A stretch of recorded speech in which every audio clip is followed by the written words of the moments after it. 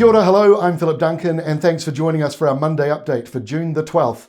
High pressure is the main feature in the Tasman Sea this week, but it's going to be replaced by low pressure as we head in towards the weekend. Let's make sense of what's going on. High pressure out here, a southwesterly breeze moving into the top of the country, and that very slight switch from southeasterlies to southwesterlies is producing more cloud and the odd little shower around Auckland and some other western parts of the North Island. There's also a few showers out around the eastern side due to a small area of low pressure stuck there. And a larger area of low pressure down in the Southern Ocean is producing a windy change coming in for places like Adelaide, Melbourne and Hobart. So let's have a look at rainfall for the next 3 days here in New Zealand, kicking off from Monday morning. And most of the rain around Mahia Peninsula and Gisborne, only about 10 to 20 more millimetres still to come through. And then finally, it dries up. The blue here just showing a couple of very light, small showers. And down in the south, also a few showers, nothing much in there, only 2 to 5, maybe 10 millimetres at the most. Over in Australia, very similar story, pretty much dry in all the main centres, but Melbourne probably has the most amount of shower activity, but only 10 millimetres or so coming for you.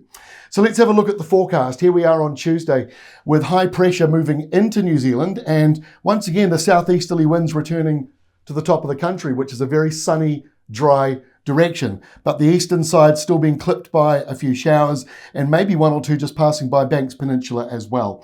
Over in Australia, in comes that cold front, windy, showery and cooler for you in both Adelaide and Melbourne. As we go through to Wednesday, that colder change moves into Hobart and also up to Sydney. Nothing too much for Sydney though. And on the New Zealand side, settled and dry with light winds. Could be some fog here and there, and some frosts as well. We've got frosty weather coming in, not just on Wednesday morning, but again overnight Wednesday and into Thursday morning, where they're fairly widespread. The blue basically says the areas that might have a frost. It's a bit more borderline, but you can see it's a bit more widespread into both islands. Haven't seen a lot of this showing up so far this year. So as we move through to Thursday, lunchtime, frosty start to begin with for inland areas and possibly around Waikato as well. But you can see the next low building, and so there's a northerly airflow in there. This is high pressure in between, but this northerly wind is just slightly going to pick up during the day, and that will lift temperatures up in both main islands. And in Australia, windy westerlies from Perth basically all the way over to Victoria, and that doesn't really change on Friday because of this beast down here in the Southern Ocean. Normal for this time of the year to see a big storm down there, but with high pressure up to the north, it'll limit how far that storm can go. So it makes for very windy nor'westers across a number of main areas to the south of Australia. But for New Zealand, we're on the other side of the high, where there's low pressure still. So we've got a light northerly flow because of the other high pressure system out here to the east. And so northerly winds, a few showers around on Friday, and a similar story on Saturday. But with daytime heating, might find one or two isolated heavy showers and maybe a thunderstorm. You'll see that thunderstorm icon showing up, but look how dry.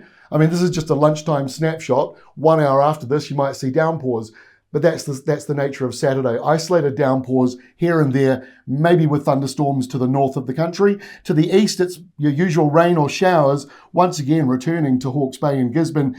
Don't be too alarmed. The totals at this stage aren't too big, but it's worth keeping an eye on, obviously, from all the rain you've already had this year. And then high pressure out over Sydney. That is the next system behind all this to settle things back down again. So an unsettled forecast, but plenty of dry weather around New Zealand over the coming days. That's all from me. We'll see you again on Tuesday with our next update.